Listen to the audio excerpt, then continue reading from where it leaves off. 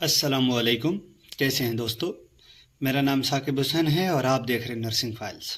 आज हम जिन class of medication के बारे में डिस्कस करने जा रहे हैं उन्हें हम एंटीप्लेटिलेट ड्रग्स कहते हैं और ये आपके हेमेटोलॉजी सिस्टम पे जाके अफेक्ट करती हैं। तो आएँ इन एंटीप्लेटिलेट ड्रग्स को डिस्कस करते हैं। एंटीप्लेटिलेट ड्रग्स या मेडिकेशन हमारे पास एक ऐसी क्लास ऑफ मेडिकेशन है जो जाके ट्रीट करती हैं या प्रिवेंट करती हैं thromboembolic events like ischaemic stroke, transient ischaemic attack, coronary artery disease या मायोकार्डियल इन्फेक्शन। उसके साथ साथ वो पेशेंट जो किसी सर्जरी के लिए जा रहे होते हैं जैसे cardiac valve replacement, coronary angioplasty और those with peripheral artery disease, इन पेशेंट को भी हम एंटीप्लेटिलेट मेडिकेशन देते हैं। उसके साथ साथ अगर हम फिब्रिनोलाइटिक ड्रग्स और एंटीप्लेटिलेट ड्रग्स के डिफरेंस के बारे में बात करें, क्योंकि ये हमेशा पेपर में पूछा जाता है, तो एंटीप्लेटिलेट ड्रग्स बेसिकली प्रिवेंट करती हैं प्लेटिलेट क्लम्पिंग को और फिब्रिनोलाइटिक डिसॉल्व करती हैं आपके फिब्रिन क्लॉट्स को। एंटीप्लेटिलेट ड्रग्स को समझना हमारे लिए अहम है कि हम इससे पहले प्राइमरी हीमोस्टेसिस को समझें कि प्राइमरी हीमोस्टेसिस होता क्या है, क्योंकि इसी में ही हमारे पास एंटीप्लेटिलेट ड्रग्स का मैकेनिज्म ऑफ एक्शन छुपा हुआ है। तो सबसे पहले अगर हम बात करें हीमोस्टेसिस की कि हीमोस्टेसिस है क्या, तो हीमो मीन्स ब्लड और स्टेसिस मीन्स हार्ट। अगर किसी इंसान को एक्सटर्नल या इंटरनल इंजरी हो गई तो वो किस तरह से उसकी बॉडी में ब्लड स्टॉप होगी, तो इस तरह के मैकेनिज्म को हम नाम देते हैं हीमोस्टेसिस। और ये होता है दो टाइप्स का, एक को हम नाम देते हैं प्राइमरी हीमोस्टेसिस और दूसरे को नाम देते हैं हम सेकेंडरी हीमोस्टेसिस। हमारा जो बेसिकली काम है वो भाई प्राइमरी हीमोस्टेसिस में, क्योंकि इसी में ही प्लेटिलेट प्लग की फॉर्मेशन हो रही होती है, और सेकेंडरी हीमोस्टेसिस में कोगुलेशन कैस्केड फॉर्म होता है, जिसके नतीजे में क्या होता है कि एक मेच्योर जो है वो क्लॉट बनता है जिसे हम नाम लेते हैं फिब्रिन मैश का। तो हमें यहाँ पे काम नहीं है, हमारा काम है प्राइमरी हीमोस्टेसिस में, क्योंकि यहीं पे प्लेटिलेट की प्लग फॉर्मेशन हो रही है और हमें इसी को ही जाके डिस्टर्ब करना है कि ज़्यादा से ज़्यादा क्लॉट ना बने, क्योंकि हम मेडिकेशन ही एंटीप्लेटिलेट्स के खिलाफ दे रहे हैं। तो आए प्राइमरी हीमोस्टेसिस के स्टेप्स को समझते हैं और इसी में ही हम ये समझ लेंगे कि हमारे पास जो ड्रग्स हैं उनका मैकेनिज्म ऑफ एक्शन क्या है।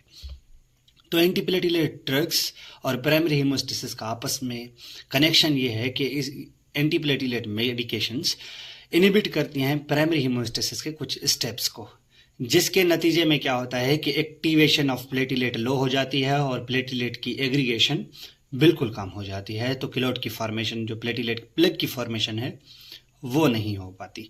तो हमारे पास प्राइमरी हीमोस्टेसिस के 5 स्टेप्स हैं: endothelial injury, exposure, adhesion, activation और एग्रीगेशन। किस तरह से होते हैं ये, आए हम इनको पिक्टोरियल व्यू में समझते हैं। सबसे पहले हमारे पास बॉडी में किसी भी ऑर्गन में या हमारे पास वेन में इंजरी हो गई। अब जैसे ही इंजरी होती है तो स्मूथ मसल्स क्या होता है कि उसमें वेस्कुलर स्पाज्म आता है एंडोथेलियन की वजह से, तो वो क्या कर जाते हैं, कॉन्ट्रैक्ट कर जाते हैं। जैसे ही वो कॉन्ट्रैक्ट करते हैं तो जैसे ही इंसान को इंजरी हुई तो इंजरी होने के बाद क्या हुआ कि वो एरिया एक्सपोज हो गया। अब जैसे ही वो एक्सपोज हुआ तो वहाँ पे मौजूद एंडोथेलियल, डैमेज्ड एंडोथेलियल सेल्स और कोलाजिन जो एक्सपोज्ड है, यहाँ पे ये देख रहे हैं आप, ये एक्सपोज्ड एरिया है। तो जैसे ही ये एक्सपोज्ड एरिया क्या करेंगे, अपने अंदर से एक प्रोटीन रिलीज करेंगे जिसे हम नाम देते हैं वॉन विलब्रेंड फैक्टर का। ये वॉन विलब्रेंड फैक्टर क्या करता है कि तीसरे स्टेप की तरफ लेके जाता है और इसे हम नाम देते हैं एडिजन का। अब ये वॉन विलब्रेंड फैक्टर क्या करेगा कि अट्रैक्ट करेगा प्लेटिलेट को अपनी तरफ, और प्लेटिलेट क्या करेगा, इसके ऊपर आके बाइंड करेगा। यहाँ पे ये जो आप प्लेटिलेट के ऊपर छोटा सा डॉट देख रहे हैं, इस चीज़ को हम कहते हैं कि रिसेप्टार। अब जो रिसेप्टार हमारे पास जो है वो वॉन विलब्रेंड फैक्टर को आके अटैच करेगा, इस रिसेप्टार को हम नाम देते हैं GB1B, जो कि एक सरफेस प्रोटीन है। अब जैसे ही ये इसके साथ आके अटैच करेगा तो ये इनिशिएट करेगा चौथे स्टेप को। इस चौथे स्टेप को हम नाम देते हैं एक्टिवेशन का। अब जैसे ही ये प्लेटिलेट एक्टिवेट होगा तो सबसे पहले ये एक काम करेगा कि अपनी शेप चेंज करेगा। जैसे ही इसने यहाँ पे ये शेप चेंज की तो ये अपने अंदर से एक जो है वो हार्मोन आप कह लें या प्रोटीन कह लें, जिसे हम नाम देते हैं सेरोटोनिन का। ये अपने अंदर से क्या करेगा, सेरोटोनिन रिलीज करेगा। सेरोटोनिन क्या करेगा, ज़्यादा से ज़्यादा इंजरी वाली जगह पे हमारे पास अट्रैक्ट करेगा दूसरे प्लेटिलेट्स को। सबसे पहले काम ये हुआ इस प्लेटिलेट का कि इसने सेरोटोनिन रिलीज किया। वो सेरोटोनिन क्या करेगा, अपनी तरफ जो इंजर्ड एरिया होगा वहां पे प्लेटिलेट को सबसे ज्यादा क्या करेगा, अट्रैक्ट करेगा। उसके साथ साथ ये क्या करेगा कि 2 किस्म के हमारे पास प्रोटीन्स रिलीज करेगा। इनको समझना लाजमी है। एक को हम नाम देते हैं एडीपी का, एडेनोसाइन डाइफॉस्फेट का, और एक को नाम देते हैं थ्रोम्बोक्सिन A2 का। ये दोनों मिलके हमारे पास क्या करेंगे कि प्लेटिलेट को अट्रैक्ट करेंगे और बाइंड करवाएंगे हमारे पास VWF वॉन विल्ब्रेंड फैक्टर के ऊपर, जिन प्लेटिलेट्स ने वहां पे जाके बाइंड नहीं किया। और दूसरा अहम काम ये करवाएंगे कि जो भी हमारे पास प्लेटिलेट्स इनको बाइंड करेंगे उनके ऊपर जो एक प्रोटीन होगी जिसको हम नाम देते हैं GB2B। ये यहाँ पे गलत लिखा हुआ है, यहाँ पे ये होना चाहिए GB2B और उसके साथ क्या 3A। इस चीज को हमेशा याद रखिएगा। ये है हमारे पास रिसेप्टार का नाम। तो ये दोनों मिलके क्या करेंगे, इस रिसेप्टार की एक्सप्रेशन करवाएंगे हमारे पास प्लेटिलेट्स के ऊपर। जैसे ही ये रिसेप्टार प्लेटिलेट के ऊपर एक्सप्रेस होंगे, जाहिर होंगे, तो हमारे पास क्या होगा कि एक 5वां स्टेप शुरू हो जाएगा। इस स्टेप को हम नाम देते हैं एग्रीगेशन का।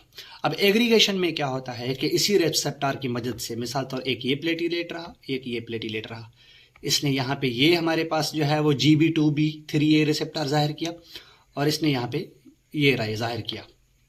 तो हुआ ये हमारे पास यहाँ पे, तो इनके नतीजे में क्या हुआ कि जैसे ही ये दोनों जाहिर हुए तो क्या हुआ कि जो फिब्रिनोजिन हमारे पास एक किस्म की यहाँ पे आप देख रहे हैं प्रोटीन, ये फिब्रिनोजिन प्रोटीन क्या करेगी, इनके थ्रू जो है वो बाइंड करेगी। अब जैसे ही यहाँ पे बीच में फिब्रिनोजिन आके बाइंड करवाएगी तो ज्यादा से ज्यादा रिक्रूट होंगे प्लेटिलेट और एक ही जगह पे बाइंड करते जाएंगे। यहाँ पे आप देख रहे हैं कि प्लेटिलेट की एक बाइंडिंग हो रही है। जैसे ही ये ज्यादा बाइंड कर जाएंगे तो इस चीज को हम नाम देते हैं प्लेटिलेट प्लग का, जो कि बेसिक कंपोनेंट होता है किसी भी ब्लड की इंजरी को रोकने के लिए, ब्लड को रोकने के लिए। तो आपको बेसिक स्टेप्स से समझ आ गए कि एंडोथेलियल इंजरी क्या है, एक्सपोजर क्या है, एडिजन क्या है, एक्टिवेशन क्या है और एग्रीगेशन क्या है। 2 प्रोटीन्स ADP, थ्रोम्बोक्सिन 2, इनका काम क्या है, 2 काम है। VWF के साथ जिन्होंने बाइंड नहीं किया उन्हें बाइंड करवाएंगे और एक प्रोटीन का एक्सप्रेशन करवाएंगे दूसरे प्लेटलेट के ऊपर, और वो प्रोटीन का क्या नाम है, GB2B 3A। इसका काम ये होता है कि ये क्या करवाता है कि 2 प्रोटीन को आपस में ज्वाइंट करवाता है थ्रू फिब्रिनोजिन। अब जैसे ही ये ज्वाइन करते हैं तो इस चीज को हम नाम देते हैं प्लेटिलेट प्लग का। यहाँ पे बात खत्म हुई। अब यहीं पे क्या होता है कि इन्हीं मुख्तलिफ स्टेप्स पे जाके क्या होता है कि हमारे पास एंटी प्लेटिलेट ड्रग्स एक्ट करती हैं और ये प्लेटिलेट प्लग की फॉर्मेशन नहीं होने देती। अब यहीं क्या लगे हाथों में आपको एक चीज समझा दूं कि थ्रोम्बोक्सिन A2, अब क्या होता है कि इसकी जो एस्प्रिन देते हैं हम, जो कि एंटी प्लेटिलेट ड्रग है, तो क्या होता है कि इस प्रोटीन के अंदर हमारे पास प्लेटिलेट के ऊपर एक्ट करेगी ये एस्प्रिन, और क्या होगा कि इस थ्रोम्बोक्सिन A2 की प्रोडक्शन नहीं होगी। अब आपको पता है कि जब तक इसकी प्रोडक्शन नहीं होगी तो GB2B 3A प्रोटीन सरफेस के ऊपर नहीं आएगी। जब ये सरफेस के ऊपर नहीं आएगी तो एग्रीगेशन नहीं होगा, और एग्रीगेशन नहीं होगा तो फिब्रिनोजिन बाइंड नहीं करेगी। अब जब ये फिब्रिनोजिन बाइंड नहीं करेगी तो प्लेटिलेट का प्लग नहीं बनेगा, जिसके नतीजे में क्या होगा कि हमारे पास खून नहीं रुकेगा और वो सही तरीके के साथ बहता रहेगा। तो इसी तरह से हमारे पास एंटी प्लेटिलेट ड्रग का काम होता है। ये आपको इसलिए समझाना लाजमी था। तो आए हम अपने अहम मिशन की तरफ चलते हैं, जो कि है हमारे पास एंटी प्लेटिलेट ड्रग्स। आप यहाँ पे डिटेल देख लीजिएगा, इसका स्क्रीनशॉट ले लीजिए। वही चीजें लिखी हुई हैं जो मैंने आपको पिक्टोरियल व्यू में समझाने की कोशिश की है। अब आते हैं हम अपने एंटी प्लेटिलेट ड्रग्स की क्लासिफिकेशन के ऊपर। On the basis of mechanism, कौन से मैकेनिज्म को ये ड्रग्स यूज करती हैं, उसकी बुनियाद पे हमने इनको 4 क्लासेस में डिवाइड किया है। नेसिड्स, जिसमें आगे हमारे पास एस्पिरिन, ADP रिसेप्टर एंटागोनिस्ट्स। अब इसका मकसद ये हुआ कि ADP जो हमारे पास यहाँ पे ये रिलीज हो रहे हैं, सीधी सी बात है यहाँ पे ये कहीं बाइंड हो रहे होंगे। तो क्या होता है कि जहाँ पे ये बाइंड होते हैं ना, वहां पे ये ड्रग जाके बाइंड होती हैं और ADP को बाइंड नहीं होने देती, जिसके नतीजे में क्या होगा कि ये प्रोटीन GB2B 3A बाइंड नहीं, हमारे पास क्या होगा कि सरफेस के ऊपर नहीं आएगी। तो इसका मैकेनिज्म ऑफ एक्शन यही है, जिसमें मशहूर ड्रग्स क्लोपिडेग्रिल, प्रेसाग्रिल, टेकाग्रिल और उसके कैंग्रोलर, ये हमारे पास क्या है, ये मेडिकेशंस हैं, इनके जेनेरिक नेम्स हैं। फॉस्फोडाइस्ट्रेस 3 इनहिबिटर, अब इसका क्या काम है, मैं आपको इसका मैकेनिज्म ऑफ एक्शन आगे डिटेल्ड में समझाता हूँ। इसमें 2 ड्रग्स आते हैं, डाइप्रिडामोल और साइलोजेस्टोल। आखिर में आती है हमारे पास एक क्लास ऑफ मेडिकेशन एंटीप्लेटिलेट की, जिसे हम कहते हैं GP2B3A इनहिबिटर्स। इसमें आपका आता है बेक्सिजिमेब, टायरोफेबिन और एप्टीफिबाटाइड। ये हमारे पास जेनेरिक नेम्स हैं इनके ड्रग्स के। तो आए हम one by one in class of medication को डिस्कस करते हैं और इनके समझते हैं Contra indications, mechanism of action, side effect और नर्सिंग इंटरवेंशंस। तो सबसे पहले हमारे पास आता है एस्पिरिन। एस्पिरिन को हम दूसरे लफ्ज़ों में सैलिसिलिक एसिड के नाम से जानते हैं। अब ये हमारे पास इस एस्पिरिन ड्रग का मैकेनिज्म ऑफ एक्शन क्या है। अब होता ये है कि प्लेटिलेट अपने अंदर से क्या है ना कि TXA थायरोक्सिन, हमारे पास जो ये आ रहा है हमारे पास थ्रोम्बोक्सिन A2, इसकी भी तो प्रोडक्शन हो रही होती है ना। तो TXA थ्रोम्बोक्सिन 2 की भी जहाँ से प्रोडक्शन होती है, इसको प्रोड्यूस करने के लिए 2 एंजाइम्स की रिक्वायरमेंट होती है, साइक्लोऑक्सीजिनेज 1 जिसे हम COX-1 के नाम से जानते हैं, और दूसरा एंजाइम साइक्लोऑक्सीजिनेज 2 जिसे हम COX-2 के नाम से जानते हैं। ये 2 एंजाइम इन्वॉल्व होते हैं TXA की प्रोडक्शन यानी कि सिंथेसिस में। तो एक एस्पिरिन क्या करती है, प्लेटिलेट के अंदर हमारे पास एक्ट करती है और इन COX-1 और COX-2 को जाके इनहिबिट करती है, जिसके नतीजे में क्या होता है कि TXA थ्रोम्बोक्सिन A2 की प्रोडक्शन नहीं होती। अब आपको पता है कि जब थ्रोम्बोक्सिन A2 की प्रोडक्शन नहीं होगी तो इसके नतीजे में क्या होगा कि प्लेटिलेट की एक्टिवेशन नहीं होगी, और साथ साथ में क्या होगा कि एग्रीगेशन नहीं होगी। क्यों? क्योंकि GB2 हमारे पास और उसके साथ साथ एंड 3A जो हमारे पास रिसेप्टर होता है उसकी एक्सप्रेशन नहीं हो रही। तो यहाँ पे क्या हुआ कि एस्पिरिन, जिसको हम सैलिसिलिक एसिड कहते हैं, वो जाके प्लेटिलेट के अंदर बाइंड करेगा, एक्ट करेगा और COX-1 COX-2 को इनहिबिट करेगा, जिसके नतीजे में TXA2 थ्रोम्बोक्सिन A2 की सिंथेसिस नहीं होगी, जिसका काम हो ये होता है कि वो एक्टिवेशन करवाता है और एग्रीगेशन करवाता है। जब ये एक्टिवेशन और एग्रीगेशन नहीं होगी तो इसका मतलब ये होगा कि प्लेटिलेट की जो प्लग बन रहा है वो नहीं बन पाएगा, क्योंकि ये इरिवर्सिबली बाइंड कर रहा है, यानी कि ये बाइंड करने के बाद निकल नहीं रहा जब तक इस प्लेटिलेट की लाइफ है। तो ये अपना इफेक्ट शो करता है 7 से 10 दिन के लिए। अगर इसके हम रूट ऑफ एडमिनिस्ट्रेशन की बात करें तो इसे जनरली IV ओरल के थ्रू जो है वो एडमिनिस्टर किया जाता है। कौन कौन सी डिजीजेस को ट्रीट करने के लिए हम इसे देते हैं, इसकी इंडिकेशन क्या है, combined with streptokinase in acute coronary thrombosis, take regularly in transit ischaemic attack, strokes जिसे कहते हैं, to prevent recurrence, in unstable angina to prevent progressing to myocardial infarction, taken in arterial fibrillation and also has an effect on formation of emboli. Also it reduces protective prostaglandin, जिसके नतीजे में क्या होगा कि gastric mucosal risk होगा। अब इस चीज को आप समझिए, ये जैसे ही ओरल के थ्रू देंगे तो ये क्या करेगा कि आपके गैस्ट्रिक में मौजूद जो प्रोस्टाग्लैंडिन हमारे पास एक प्रोटेक्टिव एजेंट होगा, उसकी क्या होगा कि प्रोडक्शन वहाँ पे कम हो जाएगी। जैसे ही उसकी प्रोडक्शन कम होगी तो उसके नतीजे में क्या होगा कि एसिड के लिए हमें बैरियर नहीं मिलेगा। जब एसिड के खिलाफ हमें बैरियर नहीं मिलेगा तो उसके नतीजे में क्या होगा कि गैस्ट्रिक जो म्यूकोजल लेयर है वो रिस्क पर आ जाएगी। जब ये रिस्क पर आएगी तो यहाँ पे ये मालूम हुआ हमें कि जब ये रिस्क पर आएगी तो अल्सर हो सकता है। तो ये इसका क्या हुआ हमारे पास रिस्क फैक्टर, या आप इसे कह लें साइड इफेक्ट। एस्पिरिन यहाँ पे हमारे पास खत्म होता है, इसके हम साइड इफेक्ट्स और इसकी कॉन्ट्रा इंडिकेशन आगे लास्ट में डिस्कस करते हैं। अगर हम अभी बात करें ADP रिसेप्टर एंटागोनिस्ट्स की, तो ये ADP जो है ना, जहाँ पे दूसरे सेल्स पे जब जाके बाइंड करता है, यानी कि दूसरे प्लेटलेट पे जब ये ADP बाइंड करता है तो इस बाइंड करने के लिए एक स्पेसिफिक इसके लिए रिसेप्टर होता है। अब मिसाल के तौर पे ये एक प्लेटलेट है, अब इसको बाइंड करना है इस प्लेटलेट के ऊपर। तब जब ये बाइंड करेगा तो यहाँ पर कोई ना कोई एक स्पेसिफिक रिसेप्टर होगा ना ADP का, इसके जिसके ऊपर ये बाइंड करेगा। तो इस स्पेसिफिक रिसेप्टर को हम नाम देते हैं बेसिकली किस चीज़ का, इस स्पेसिफिक रिसेप्टर को हम नाम देते हैं P2Y12 का। ये P2Y12 सारे प्लेटलेट के ऊपर मौजूद होता है, जिसके ऊपर क्या होता है कि एडिनोसाइन डाइफॉस्फेट आके बाइंड करता है। तो इन क्लास ऑफ मेडिकेशन का काम यह है कि इस रिसेप्टर को अनइफेक्टिव कर दो, इसके ऊपर जाके बाइंड करके इसे वर्किंग कंडीशन से हटा दो। जब क्या होगा कि ये ऑक्यूपाई हो जाएगा तो इसके ऊपर क्या होगा कि एडीपी बाइंड नहीं कर पाएगा। जब इसके ऊपर एडीपी बाइंड नहीं कर पाएगा तो क्या होगा कि वहाँ पे जो रिसेप्टार्स होंगे वहाँ पे हमारे पास एक प्रोटीन्स की एग्रीगेशन नहीं होगी, यानी कि उसकी जो है वो एक्सप्रेशन नहीं होगी, जिस प्रोटीन को हम नाम देते हैं GB2B3A।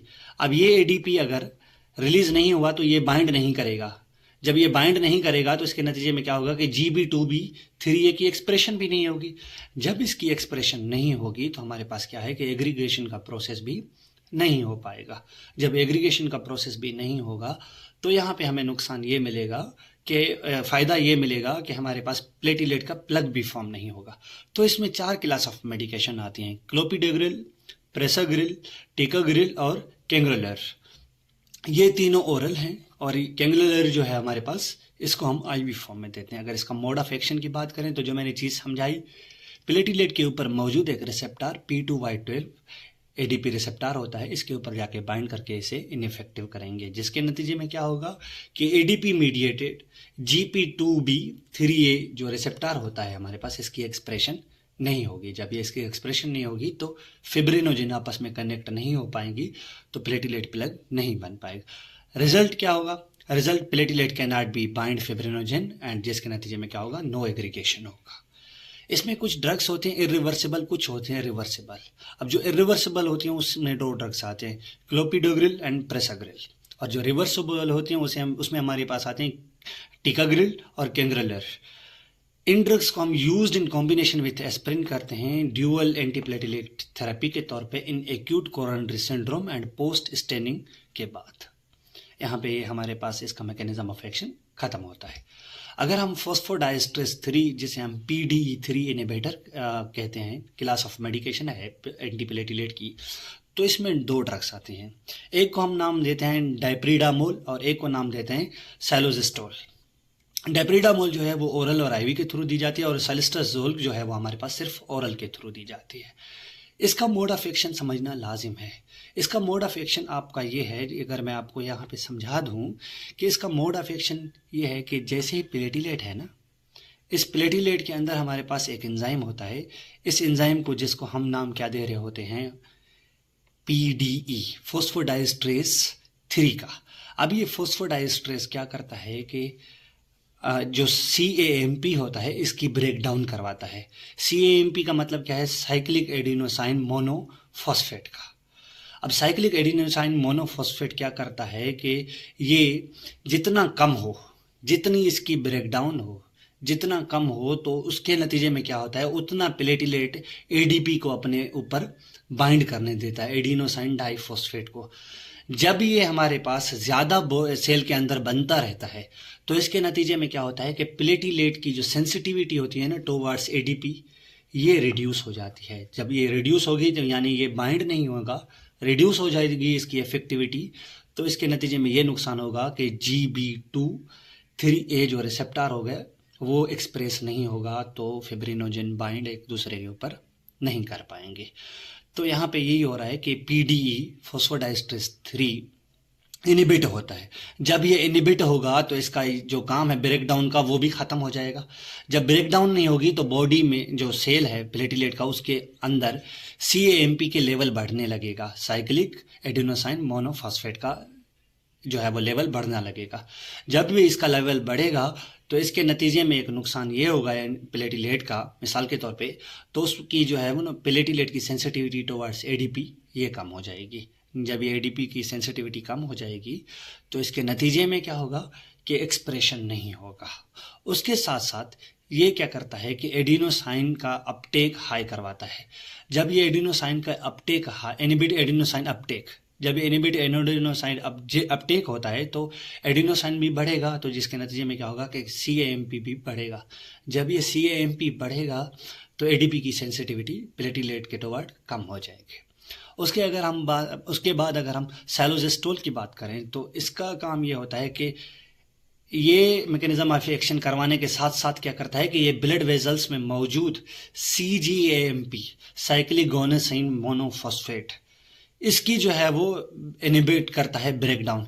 जब इसकी ब्रेकडाउन इनिबिट होगी CGAMP की, तो इसका ये काम मेन होता है कि ये वेजो कंस्ट्रक्शन करवा रहा होता है।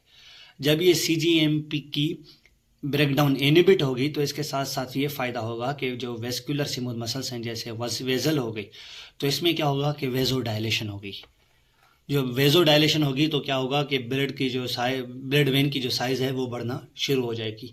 तो इसको किन डिजीज़ को ट्रीट करने के लिए हम देते हैं? Useful in CAD coronary artery disease, peripheral artery disease और secondary prevention to ischemic stroke के खिलाफ हम इसे दे रहे होते हैं। एक क्विक रिव्यू इस मैकेनिज्म ऑफ एक्शन का, इसमें 2 ड्रग्स आती हैं फॉस्फोडाइस्ट्रेस 3 में, ये एक प्रोटीन है, ये एक एंजाइम है। 2 ड्रग्स आती हैं डाइप्रिडामोल और सेलोजेस्टोल।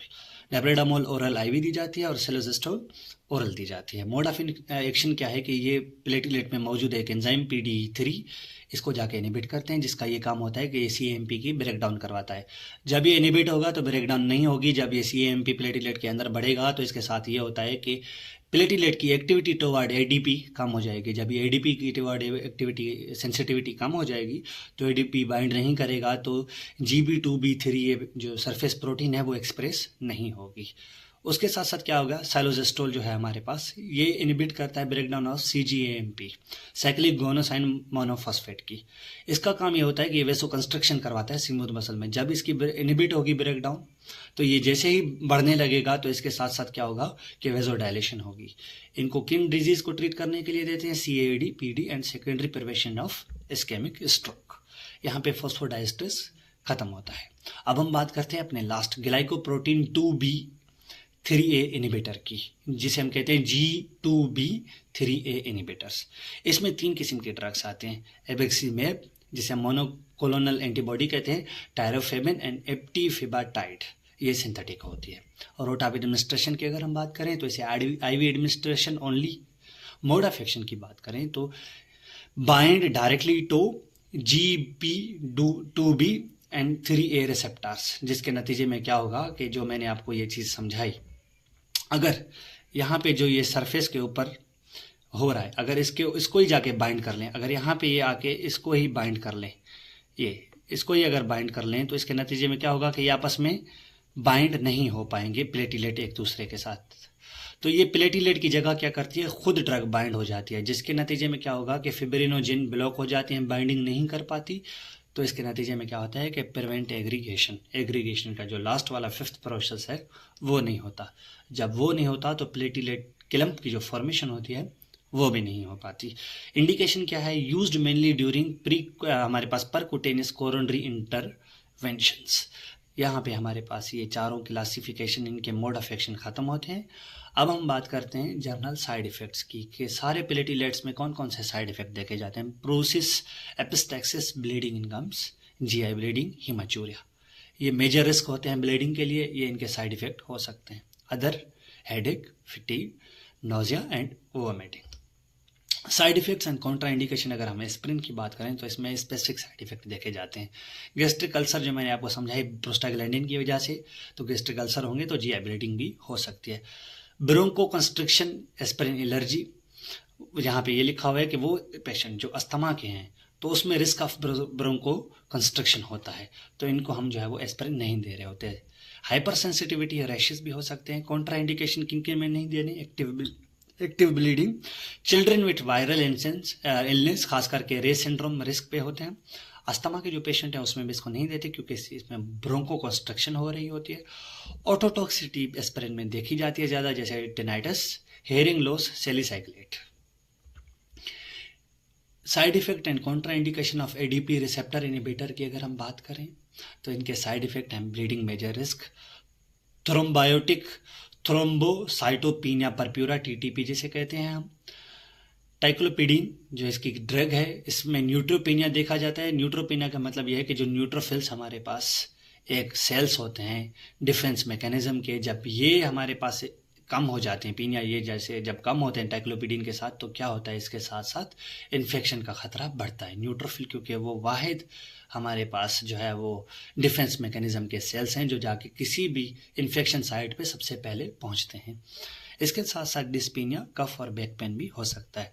प्रसाग्रिल और टेक्राग्रिल की अगर हम बात करें तो इसकी बॉक्स वार्निंग है कि सीवियर फेटल ब्लीडिंग हो सकती है, जिसके नतीजे में क्या हो सकता है कि जान भी जा सकती है। कॉन्ट्राइंडिकेशन की अगर हम बात करें तो active bleeding, history of TTP in patient को नहीं देते। क्लोपिडोग्रिल की अगर हम बात करें तो poor metaboliser of CYP2C19 box warning है। वो पेशेंट जिनमें CYP2C19 एक किस्म का हमारे पास क्या होता है, एंजाइम होता है। इसकी क्या हो जाती है, जेनेटिक जो है वो वेरिएशन की वजह से इसकी एक मोनोक्लोनल कॉपी होती है जिसे हम फिनोटाइप कहते हैं। तो इसके नतीजे में क्या होता है कि इसकी एक्टिविटी कम हो जाती है। वो पेशेंट जिनमें इसकी एक्टिविटी, ये मेटाबोलाइजर है, इसकी एक्टिविटी कम है, तो उसे क्लोपिडोग्रिल नहीं देते, क्योंकि अगर ये मेटाबोलाइज नहीं हुआ क्लोपिडोग्रिल तो क्या होगा कि ये बिल्डअप होना शुरू हो जाता है, जिसकी वजह से क्या होता है कि हमारे पास हेमाटोलॉजिकल जो है वो, या जिसे आपको जो कोरोनरी जो डिजीजेज हैं उनका खतरा होने का ज़्यादा होता है। तो ये इसकी बॉक्स्ड वार्निंग है। Side effect and contraindication of phosphodiesterase inhibitor की बात करें तो इसके साइड इफेक्ट हैं skin rash, Steven Johnson syndrome, tachycardia, palpitation और ऑर्थोस्टैटिक हाइपोटेंशन याद रखिएगा। कॉन्ट्रा इंडिकेशन क्या है फॉस्फोडाइएस्ट्रेस इनहिबिटर की, तो इसमें सैलोजेस्ट्रोल जो है वो इसकी बॉक्स्ड वार्निंग है कि हार्ट फेलियर के पेशेंट को आप कभी नहीं देते। ये इसकी बॉक्स वार्निंग है, हमेशा याद रखिएगा। GP2B3A इनहिबिटर की अगर हम बात करें कॉन्ट्रा इंडिकेशन और साइड इफेक्ट की, तो इनका साइड इफेक्ट्स हैं सीवियर ब्लीडिंग, थ्रोम्बोसाइटोपिनिया और एनाफाइलेक्सिस हो सकता है, ये याद रखिएगा। कॉन्ट्रा इंडिकेशन की अगर हम बात करें तो रिसेंट सर्जरी, एक्टिव ब्लीडिंग और सीवियर हाइपरटेंशन के जो पेशेंट्स हैं उनमें GP2B3A इनहिबिटर्स नहीं दिए जाते। Contraindication general to all सब जो है वो एंटीप्लेटिलेट पे लागू होते हैं। कॉन्ट्रा इंडिकेशन कौन से है, एक्टिव इंटरनल ब्लीडिंग है, कोई भी आपने एंटीप्लेटिलेट नहीं देनी। रिसेंट मेजर ट्रॉमा 3 महीनों से कम, 3 महीनों के अंदर हुआ है तो उसे भी नहीं देनी। Suspected aortic distension, history of intracranial haemorrhage और इस्केमिक स्ट्रोक नहीं देने। कोगुलोपैथीज या ब्लीडिंग डिसऑर्डर्स है नहीं देनी। बिफोर मेजर सर्जरीज आपने ये चीज़ें नहीं देनी, ये हमेशा याद रखिएगा। प्रिकॉशंस की अगर हम बात करें तो इसमें ड्रग इंट्रैक्शन और फूड इंट्रैक्शन का हम अहम ख्याल रखते हैं। प्रिकॉशंस कौन कौन से ले सकते हैं, यूज़ कॉशियसली इन पेप्टिक अल्सर डिजीज, क्योंकि GI अल्सर होने का ज़्यादा खतरा होता है। प्रोस्टाग्लैंडिन की कमी की वजह से स्प्रे नहीं दे सकते। रीनल और हेपेटिक इम्पेयरमेंट, क्योंकि रीनल में आपका क्या हो रहा होता है कि एक्सक्रीट आउट हो रहा होता है और हेपेटिक में आपका क्या हो रहा है, मेटाबोलाइज हो रहा है। ड्रग इंट्रैक्शन की अगर हम बात करें तो एंटीकोगुलेंट्स जैसे हेपरिन, वारफरिन इनके साथ नहीं देते, बड़े ही कॉशियसली के साथ देते हैं, क्योंकि इसमें एक्टिव ब्लीडिंग, ज़्यादा ब्लीडिंग होने का खतरा होता है। थ्रोम्बोलाइटिक ड्रग्स जैसे एल्टीप्लेस, रेटिप्लेस और टेंटिप्लेस जो है वो इनमें आप नहीं देते। क्यों, क्योंकि इसमें हाई ब्लीडिंग होने का, ज़्यादा ब्लीडिंग होने का खतरा ज़्यादा होता है। ओमिप्राजोल के साथ आप क्लोपिडोग्रिल नहीं देते। क्यों, क्योंकि ओमिप्राजोल के साथ क्या होता है कि इसकी एक्टिविटी रिड्यूस हो जाती है। जब ये इसकी एक्टिविटी रिड्यूस होगी, इसकी मेटाबोलाइज रिड्यूस होगा तो ये लिवर में बिल्डअप होना शुरू हो जाएगी, जिसके नतीजे में क्या होगा कि कोरोनरी डिजीजेज हो सकती हैं। फूड इंट्रैक्शन में आपका अवॉइड करेंगे ग्रेप फ्रूट जूस, कभी भी नहीं देंगे, क्योंकि इसके नतीजे इसके साथ नहीं देंगे। क्यों, क्योंकि इसके साथ क्या होता है कि इनहिबिट हो जाता है इसका मेटाबॉलिज्म इन ड्रग्स का बहुत कम हो जाता है, जिसके नतीजे में क्या होगा कि ड्रग एक्टिवेशन कम होगी विथ क्लोपिडोग्रिल एंड सैलोजेस्ट्रोल। खास करके इन ड्रग्स के, दोनों ड्रग्स के साथ आप ग्रेप फ्रूट नहीं देते जूस। अगर हम नर्सिंग कंसिडरेशन, असेसमेंट और मॉनिटरिंग की बात करें तो असेसमेंट में आप मॉनिटर क्या करते हैं, vital sign, CBC, PT, APTT, lipid profile, liver and renal functions.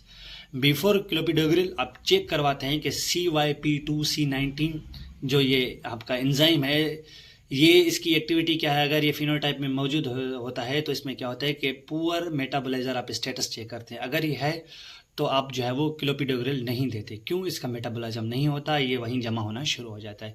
Before सैलोजेस्ट्रोल आप कंफर्म करते हैं कि पेशेंट की हार्ट हिस्ट्री की कोई भी जो है वो हार्ट की कोई भी हिस्ट्री नहीं है फेलियर की। अगर हार्ट फेलियर की हिस्ट्री है तो आप सैलोजेस्ट्रोल नहीं देते। नर्सिंग कंसिडरेशन की बात करें तो clopidogrel take once a day, same time with or without food. Avoid करेंगे ग्रेप फ्रूट को। Educate and prolong bleeding from minor cuts, report क्या करना है उस पेशेंट को। अनयूजुअल ब्रूजिंग हो रही है, डार्क यूरिन स्टूल आ रहा है, परसिस्टेंट ब्लीडिंग, हेमेप्टाइसिस, सडन हेडेक और बैक पेन हो रहा है तो जल्द से जल्द आपने हेल्थ केयर प्रोवाइडर को रिपोर्ट करना है। रिकग्नाइज स्ट्रोक सिम्टम्स जो है वो फास्ट के साथ आप हमेशा याद रखेंगे। आप ये देखेंगे, ये आपका होमवर्क है कि फास्ट के साथ कौन से जो है वो सिम्टम्स हम देखते हैं स्ट्रोक के।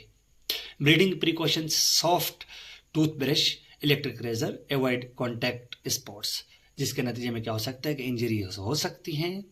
अगर ये हो रही हैं तो आप ये ना होने दें, क्योंकि इसके साथ ब्लीडिंग आप रोक नहीं सकते। Inform all health care provider before procedures, कोई भी प्रोसीजर्स आप करवा रहे हैं जिसमें आपको पता है कि कट लगना है या कोई ब्लीडिंग के जो है वो इन्वॉल्वमेंट होनी है, तो आप सबसे पहले क्या बताएंगे अपने हेल्थ केयर प्रोवाइडर को कि आप एंटीप्लेटिलेट ड्रग्स और कौन सी और क्यों ले रहे हैं।